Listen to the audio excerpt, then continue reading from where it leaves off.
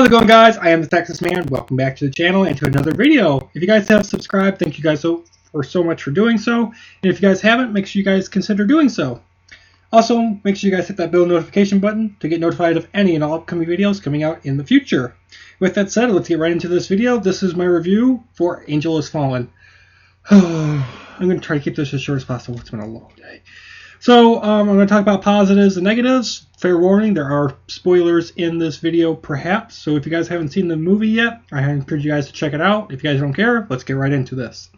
So for positives, first of all, this film doesn't require you to see the past two films in this trilogy to understand the plot or the characters. So if you haven't seen Olympus Has Fallen or London Has Fallen, you don't have to see those movies necessarily to understand the plot and characters in Angel Has Fallen. I mean, you'll understand character backgrounds and whatnot and their motivations a little more, but it's not a requirement. So I went and saw this film with some friends, and they hadn't seen the first two films, and I warned them that this is like the third and the last movie of a trilogy, and they're like, oh, I hope I understand it, and at the end of the film, they were able to understand the movie from start to finish without seeing the first two films.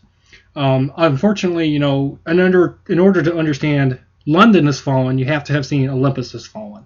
This movie, it's in the same universe, and it's a trilogy, so it's a third film in the series, but it's okay if you don't see the first two, which is kind of a good and a bad thing at the same time. The old dad is the best character in the film. He was hilarious and funny. When he was using this C4 in the forest, it was just the best scene in the entire film, and everybody in the theater was laughing and giggling. So yeah, he's an awesome character, and he has his moments. This is definitely a very good action flick. It's a good time and a good film coming out at the end of summer. There's not a lot of competition for this movie, so I think honestly it's going to do really well at the box office, and I'm really interested to see if they actually decide to do a fourth film after this one, just based on how well it'll do. Amazing acting, amazing plot, very believable plot with the drones and whatnot and what happens in the film, and the explosions are pretty good also. Not Michael Bay explosions, but definitely good explosions. Another scene that I really enjoyed was the opening. It's a paintball arena, basically, and I was like, oh, that's a paintball arena in this big, gigantic building, and I'm like, that was cool. It's like, I want to go there. Not necessarily to get, quote-unquote, become a fugitive, but just to go to the paintball arena would be kind of cool. And lastly, or two last things, this film has a lot of heart, and it deals a lot more, not just so much with Mike Banning, the Secret Service agent in this film. It has to do a lot more with him and his past and his family, and it kind of comes full circle, and with friends and whatnot from the past. And it's kind of about family and which is more important, your health, your job, your family. And it was really cool, especially for the ending minutes of the film. And there is a post-credit scene in this movie, which is pretty hilarious.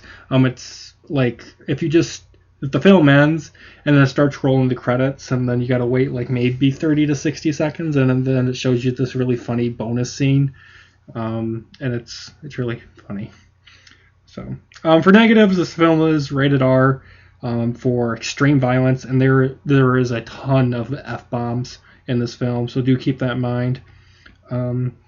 Next, you know who the villain is immediately within the first 5 minutes, and when they do the big shock revelation of who the villain/villains are in this movie, there's no shock and awe at all, and I'm just like, it's one of those 90 films where they introduce the bad guy immediately, and you're like, well, that just kind of blew out, the big revelations and twists and turns for the rest of the film. And so because of that, the film has to rely a lot on you just enjoying the ride and the explosions and the gunfights and dialogue. And then the CGI in this film. Now, when I say the explosions in this film were good, the CGI, bad. The CGI is from 2012. It's you can tell when the CGI is being used. You can tell when there's humans and they've got a CGI background behind them. It's plainly obvious what CGI was being used. It's bad CGI.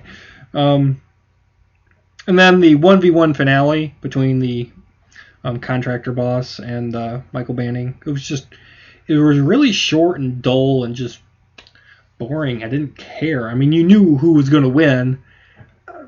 You just knew, and the film knows that you know that, so they kept it short. And I'm just like, have it a little more like Rambo or something. Like, don't blow up the helicopter at the very end. Like, have it like, try to help kill the Secret Service dude and him take it out. But it just becomes a 1v1 knife fight, and I'm just like,